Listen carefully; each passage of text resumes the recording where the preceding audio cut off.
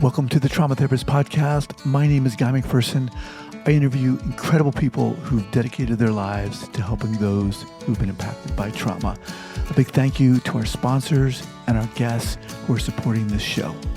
5, 4, 3, 2, 1. All right, folks, welcome back to the podcast. I'm very excited to have as my guest today, Cedric Bertelli. Cedric, welcome.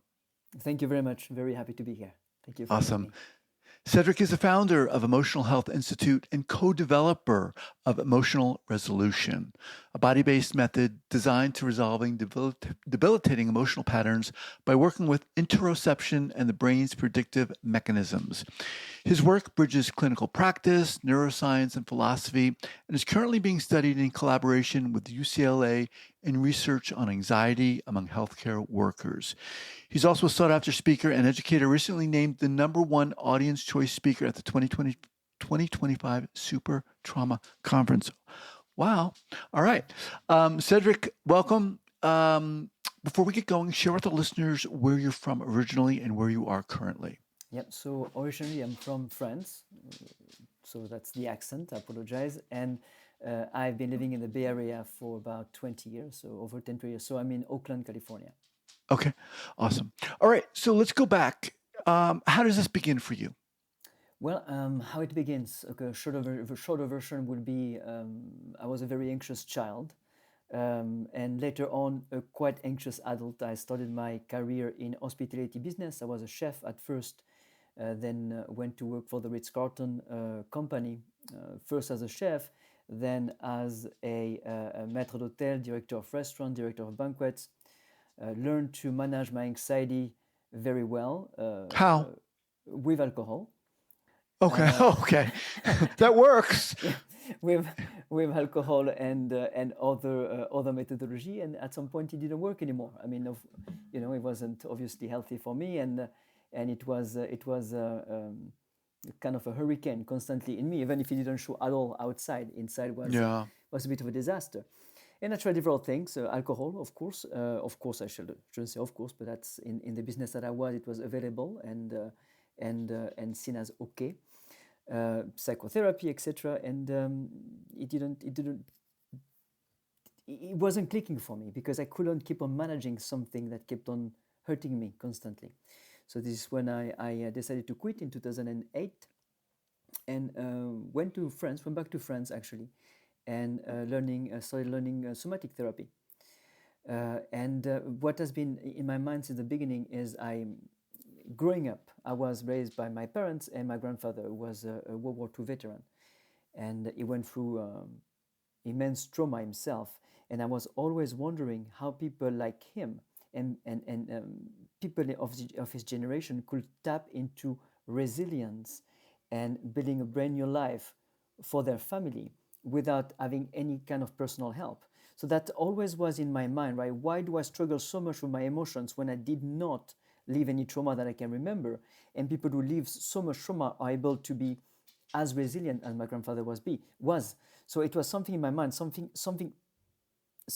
I didn't get. What is it that is not clicking in me that allow me to become resilient, so to speak? And this is how I got into researching somatic therapy and so on and so on.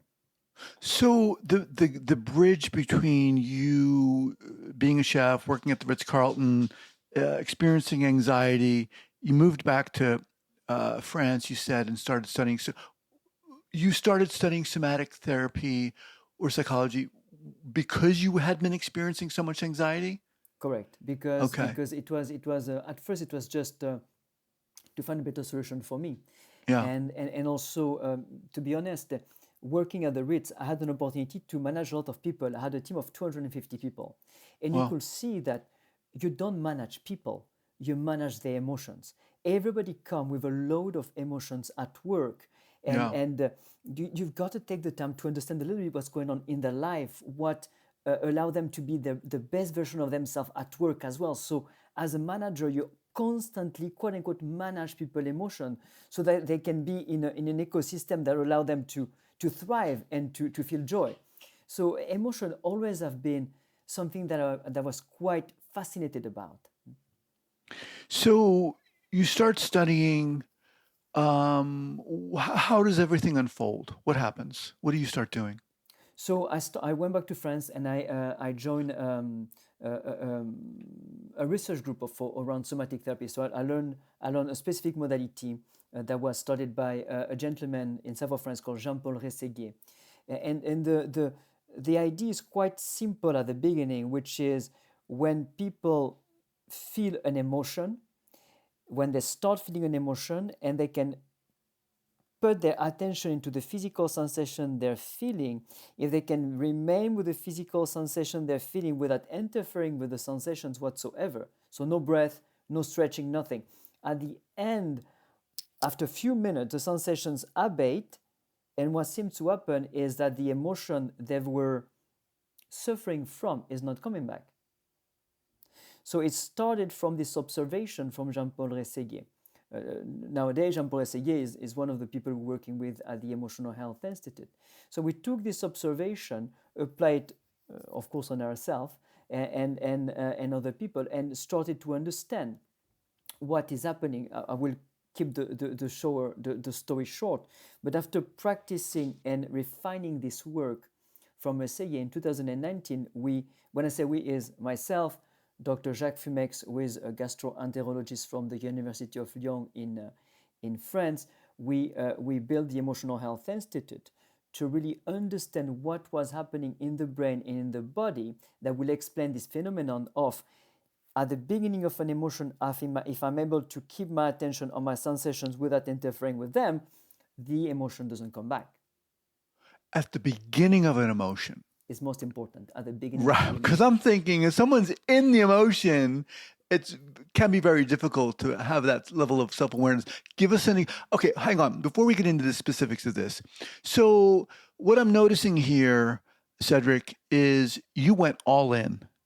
100%, You yeah. did you didn't just start studying somatics. You went all in. You developed your own system. Explain that to me. I don't know if I can explain it. I think I started falling into it. It's, you know, okay. If you look around, there's so much misery. There's so much misery because people are trapped into a jail of fear. I would say we have so much fear inside of us, and we isolate in our fear, and that cut us from the connection of the world of each other. And isolation create pain.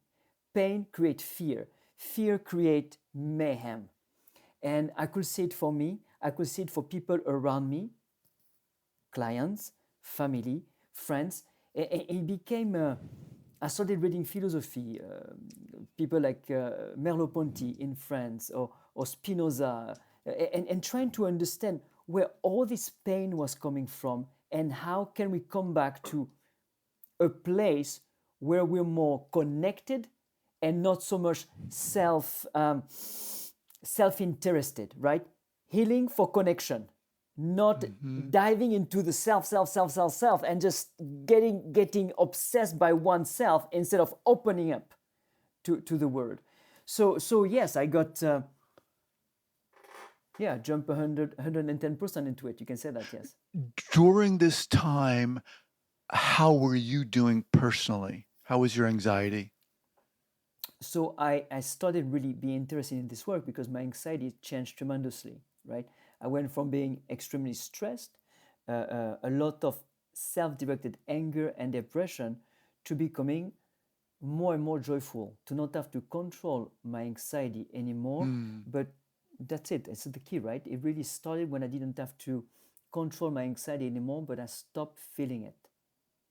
When I was able to so it's not about not feeling emotions here. Let's be precise. It's about being able to feel the emotions that are congruent with our current reality and not being overwhelmed by our fear. It's when I stop having to manage myself, control myself, finding coping mechanism to exist, that I saw that what we were diving in was most important and efficient. So at some point, you founded the Emotional Health Institute. 2019, yeah. Okay. You are the co-developer of emotional resolution. Let's dive into that. What is that?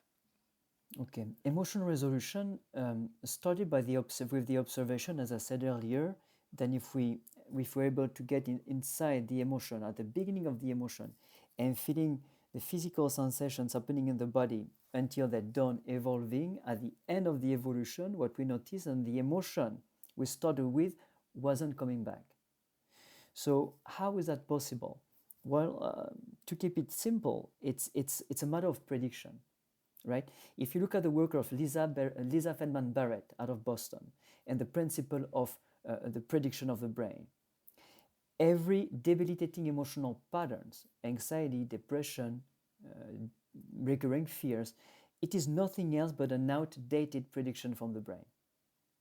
I can explain why in a nutshell. We know today two things to have in mind when it comes to emotional difficulties. Number one, the brain constantly predicts. This is why before biting an apple, you know exactly what the apple is going to taste like. The brain constantly predicts, number one. Number two, we understand how a debilitating emotional pattern is created today. It is always the same type of event that create an emotional difficulty pattern in our life. This event is what we're going to call a trauma. Now, Okay. what is a trauma? A trauma is an instant that holds too much stress, physical or emotional, for us to take on when we experience it. That's it. So a baby who is barely born is going to experience something as a trauma when a 40 years old man will be completely irrelevant for them, for him, for example. Now, what's important as well to understand is what creates the pattern is not the trauma. It is the instant of dissociation happening within the trauma. That's most important. Repeat that again. What creates the pattern is not the trauma itself.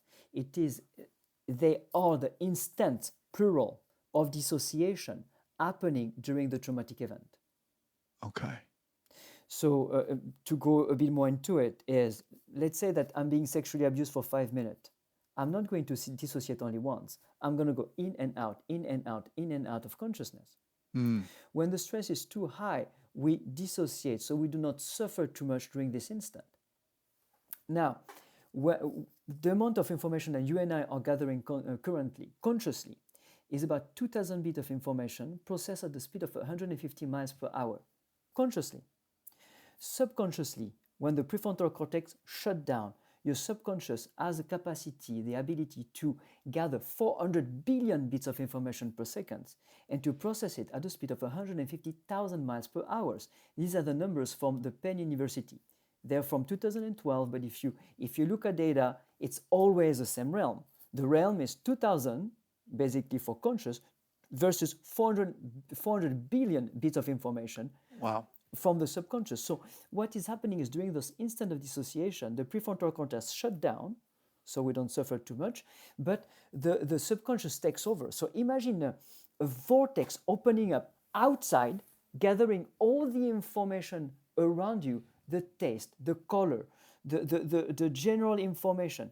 And a vortex happen inside, gathering all the physical sensations, information from the physical sensation happening in your body during this instant of dissociation. So dissociation, this inner and outside vortex is happening, gathering all this information in a non-logical, non-linear way at a very high definition. Well, go ahead. I was just going to say, so if I'm hearing you clearly, then we're still taking in information despite the fact that we're dissociating, but only on a subconscious level. Correct. We're taking all this information, but it is high definition, high speed, non-linear, non-logical. Right. Wow. It's like a whirlpool of information. Non-linear, non-logical. Later on, when our brain, our body is exposed to one or several elements that were present during a specific dissociation, Yeah. your brain, my brain, is going to predict what physical sensations you're about to feel based on what you felt during this specific dissociative moment. Your brain is going to generate those physical sensations. We're going to call that an interoceptive prediction. You know that you feel an emotion because you feel physical sensations. You know that you feel anxious because you have tension in your body that you conceptualize based on the context as anxiety. Same thing for anger, same thing for depression. We know that you feel a certain way. We know that we feel a certain way because we feel a certain way in our body. This is interoception. Now, when the brain is exposed to one or several elements, it doesn't matter if you remember consciously what they are or not, to elements that were present during an instant of dissociation, as I said, your brain is going to generate physical sensations, interoception, a prediction. Those physical sensations that let you know how you feel is nothing else but an outdated prediction. Mm. So during an EmRes, an emotional resolution session, what we'll get to do is to re-trigger very specifically an emotion for a client at the beginning. The body is going to generate this interoceptive prediction. The client is going to feel some physical sensations. Usually, when we feel physical sensations linked to an emotion or at the base of an emotion, we control them. We breathe, we stretch, we talk ourselves out of the emotion. Here we're going to do the reverse. We're going to bring our attention to the physical sensations in a specific way. And we're going to keep our attention active in feeling the physical sensations as they change in our body. That's going to take between 2 seconds and 90 seconds, never more. An emotion never lasts longer than 90 seconds in the brain. Mm. If I can stay attentive to the physical sensations in my body without trying to breathe, stretch, changing anything happening within me, so to be precise, if I can be with my physical sensations as they change in my body without interfering with them in a safe environment, Mm-hmm. at the end of this interoceptive prediction that never lasts longer than 90 seconds, my brain is anticipating to be hit by some kind of danger, exactly as it happened during a specific dissociative event, where during a session, nothing happens at the end. I am safe and sound. All right. And in that process, you're what? Interrupting the pattern? In that process, you're actually allowing the pattern to be completely replayed without interfering with it, without stopping it whatsoever. Okay. Give me a specific example. Maybe I walk into your office. I'm anxious. I do have anxiety. So I am an anxious I don't know if I'm an anxious person, but I definitely do have anxiety. But Yes, if that's someone walks anxiety. into your office, what do? How does So this work? yeah, absolutely. So I will ask the person, if we could resolve anything within you today, what would that be? And you may Okay. say, Oh, would you say for me, okay, anxiety? I would say I am very anxious about uh, going to the dentist and getting a root canal. Okay, beautiful. That's very specific, because here you're bringing a good point, Guy, which is we conceptualize things as anxiety, but the way that you feel when you go to the dentist and you call that anxiety might be very different from an anxiety that you feel before presenting in front of people or before meeting somebody new. So we've got to understand what specific anxiety we're resolving, because the label can be the same, but the feeling in the body might be very different. So here I Mm, understand that it's the anxiety that you feel when you have to get some dental work done. Perfect. That's going to be what we're going to be resolving today. At this point, I will ask you for a specific time when you felt this fear. Nothing traumatic. We never work with trauma in EmRes. There's no point in revisiting any trauma because within a traumatic event, chances are you had several dissociation. We always work with the way that the person is feeling today. We never talk about trauma in emotional resolution. So I would ask you for a moment when you felt this anxiety, not because you went wrong at the dentist. No, I don't even want to know about that. I want to know a moment when you experience the anxiety that you don't want to feel anymore. And you will find a situation when you feel this anxiety that you don't want to feel anymore. And I will help you to replay that moment, to relive this moment when you felt the anxiety. We will relive it together in a specific way. Your body will generate the same physical sensation that you feel usually when you feel this anxiety.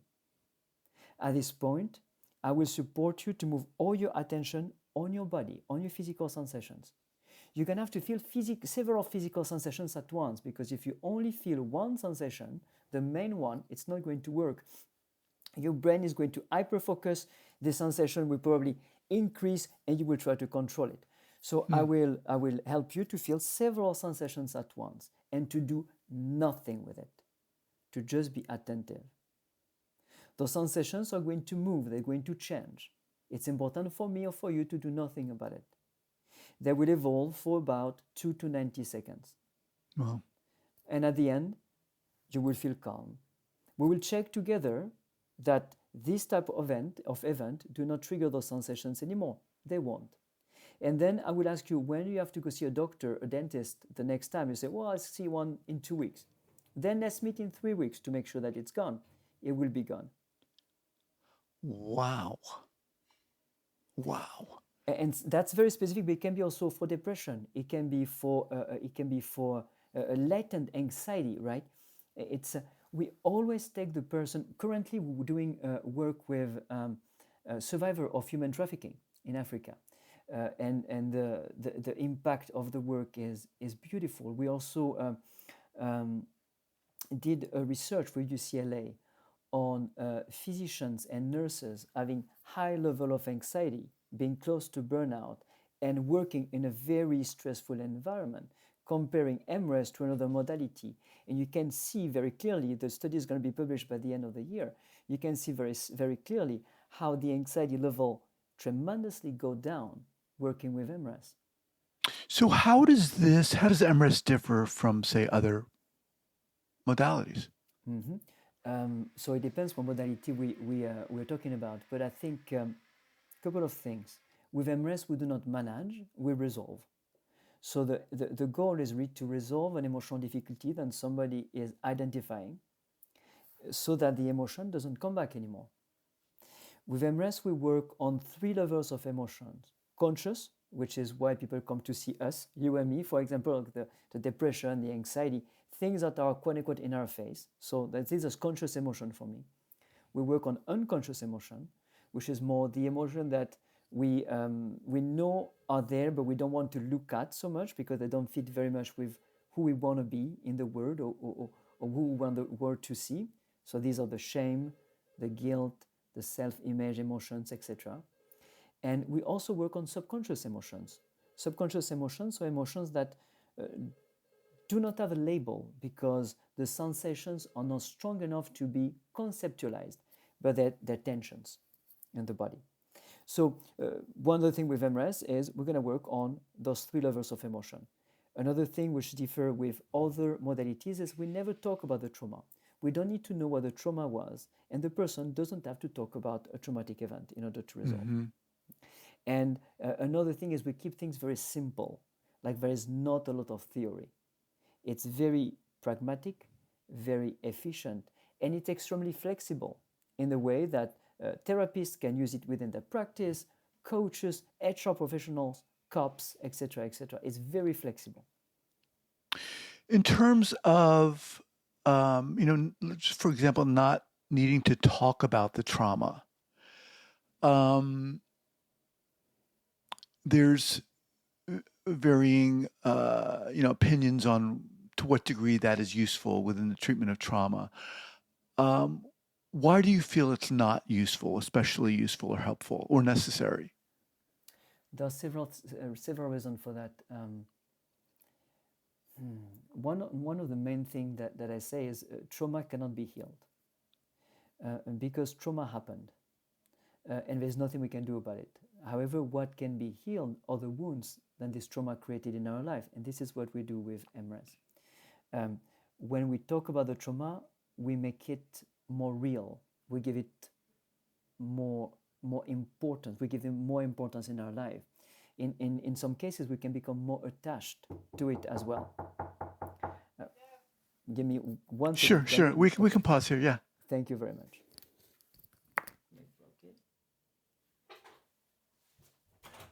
Hello. Hi. Checkout time was 11. Yes, we asked for late checkout. Oh, you did? Several times until Oh, how late was your checkout for? Oh, noon time? Okay, I wasn't aware of that. Okay. No problem. I tried calling. I'm sorry. Thank you. No problem.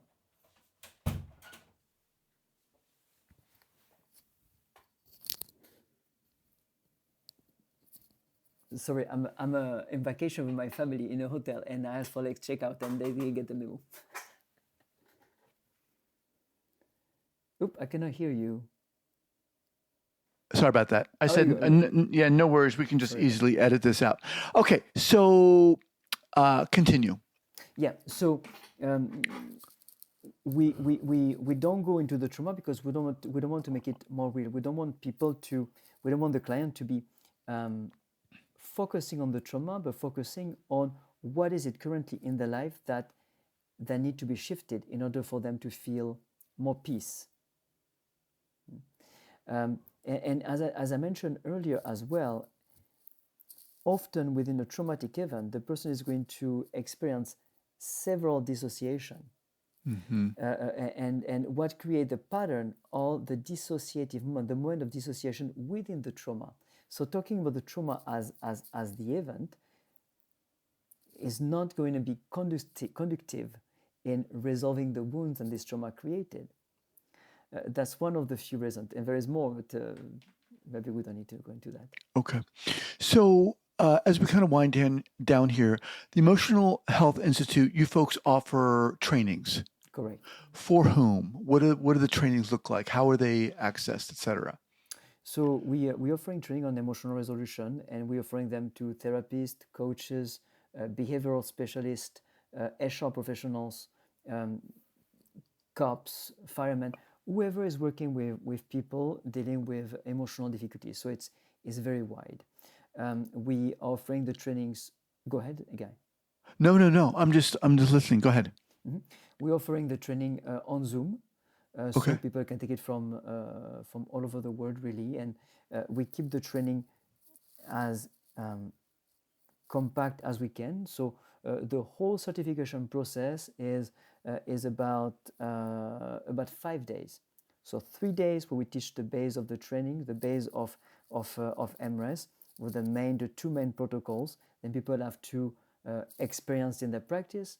Then we have module 2, what we call module 2, where we do case studies to notice what worked, what didn't work, and navigate the difficulty. Then we have module 3, which is 2 days, and we do, of course, some navigating some case studies, but also how to resolve unconscious fears, unconscious emotions. And then there is a certification process, which is reviewing a session that a participant has done, supervising the session, and giving more tools. EmRes is not just a protocol or two, it's a methodology. We develop several tools that allow to work with different people, different difficulties. So it's very flexible and extremely efficient. Now, is this for mental health therapists only? No. HR professionals can come as well. Coaches come as well very often. Yoga teachers, we have yoga teachers as well, because emotion comes up in yoga. Massage therapists is very, very wide. So we have people from HR, we have therapists, we have coaches, etc., etc. Wow. Okay. All right, Cedric. I think you did a really good job of articulating what this does and how this is different from other modalities. How do people learn more about you? What's the best way? The best way is to go to emotionalhealthinstitute.org or emres.com. Okay. We'll have all that linked up here at the show notes page at the traumatherapistpodcast.com. All right, Cedric. Appreciate you. Thank you very much. All right. Appreciate your time. We'll be in touch. Take care. Thank you, guys.